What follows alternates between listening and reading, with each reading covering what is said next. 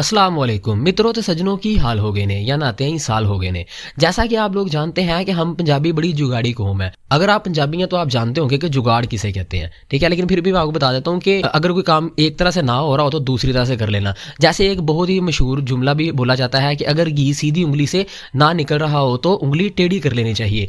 लेकिन हम पंजाबियों का ये मानना है कि अगर घी सीधी उंगली से ना निकल रहा हो तो डब्बा ही पाड़ देना चाहिए।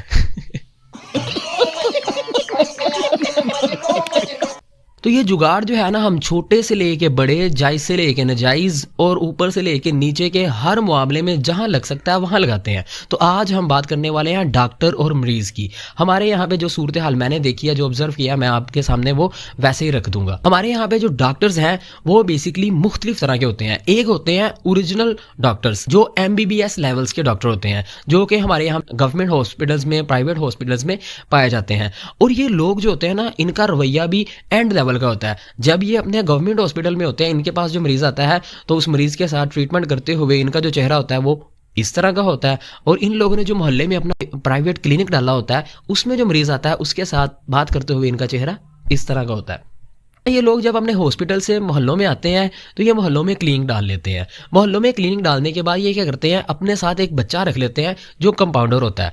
अब सीन ये होता है कि मैंने आपको बताया कैटेगरीज इनकी डिफरेंट है। पहली कैटेगरी है इनकी अपनी, दूसरी कैटेगरी फिर उन डॉक्टर्स की बनती है जो इनके पास 3-4 साल काम करते हैं और डॉक्टरी सीखते हैं। आपने देखा होगा लोग इलेक्ट्रिशियन का काम सीखते हैं, लोग लोहे का काम सीखते हैं, लकड़ी का काम सीखते हैं, लोग मुख्तलिफ तरह के काम सीखते हैं, हुनर सीखते हैं। और एक हम वाहिद कौम है जो डॉक्टरी भी सीखते हैं। 3-4 साल एक बंदा कंपाउंडरी करने के बाद अपने एरिया में, अपने गांव में जाके वो पूरे गांव में डॉक्टर मशहूर होता है। पूरे गांव में किसी किस्म का कोई काम उससे कराना हो, गटर तक निकलवाना हो, तो वो बंदा डॉक्टरी मशहूर होता है कि यार गटर बंद हो गया, डॉक्टर को आके काट दे।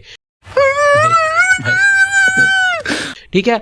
और ये लोग भी उस पर पूरा रिलाई भी करते हैं। अच्छा, वो अब बंदा डॉक्टर और वो इलाज कर रहा है। अच्छा, जो तो होते हैं ओरिजिनल डॉक्टर, इनके पेशेंट भी जो है ना वो इन्हीं तरह के होते हैं। वो आके डॉक्टर साहब को सीधी सीधी बात बताते हैं कि डॉक्टर साहब पेट में दर्द हो रहा है, डॉक्टर साहब जो है ना हेडी क्या थोड़ी सी, डॉक्टर साहब नज़ला सा हो गया है, इसकी दवाई दे दिए।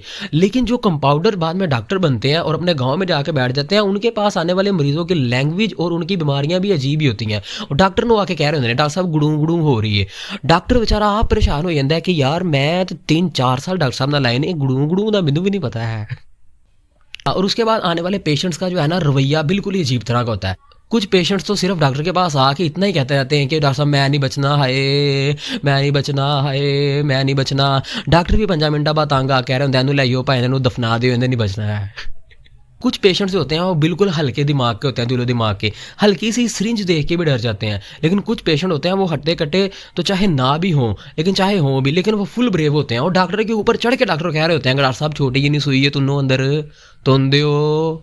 और ये जो कंपाउंडर जो है डॉक्टर बने होते हैं, इनके पास अगर फिर कोई हैवी मरीज आ जाए जिसकी इन्हें समझ ना आए तो इनके पास लवाहिकीन को कहने के लिए सिर्फ एक ही जुमला होता है कि पैन एनो लोर लाइयो। अच्छा, इसके बाद बारी आती है नीम हकीम की। इनके बारे में एक जुमला भी मशहूर है कि नीम हकीम खतरा है जान। लेकिन अगर नीम हकीम के कोई ब्रांड एम्बेसडर हैं तो वो हम लोग हैं।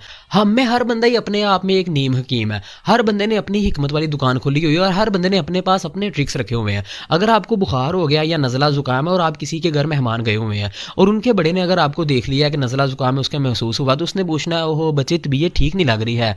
आप नहीं नहीं हमने मेडिसिन ली है अच्छी जगह से, नहीं नहीं दवाइयां नाल की हुंदा है जी, मैं तो दसना देसी तरीका है।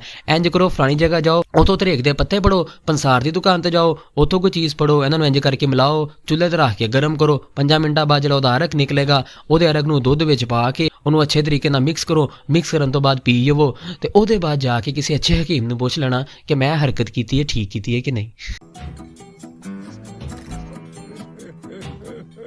इन लोगों के अलावा एक और कैटेगरी होती है और वो होती है होम्योपैथिक की। आप जानते हैं जो मैंने MBBS का जिक्र किया, एलोपैथिक कहते हैं, और होम्योपैथिक जो है वो मीठी गोलियां दवाइयां वगैरह जो होती हैं।